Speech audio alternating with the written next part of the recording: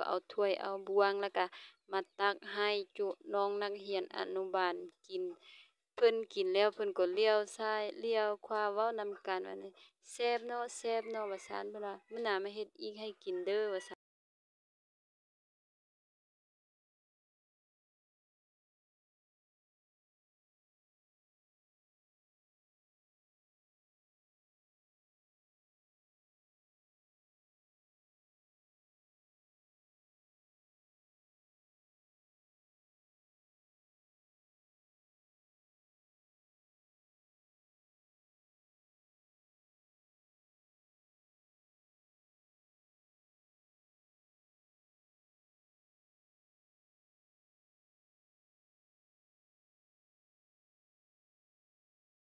Come on.